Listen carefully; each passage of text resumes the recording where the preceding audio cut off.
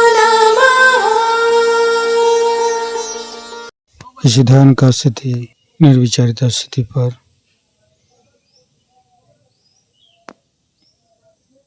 परम चैतन्य अनुभव करते हुए परम पूज्य श्री माता जी आज का ध्यान करा के आपने जो हमको परम चैतन्यित की है, इसके लिए मैं आपको कटी कटी नमन। कुंडली उठाकर बंधन लेंगे।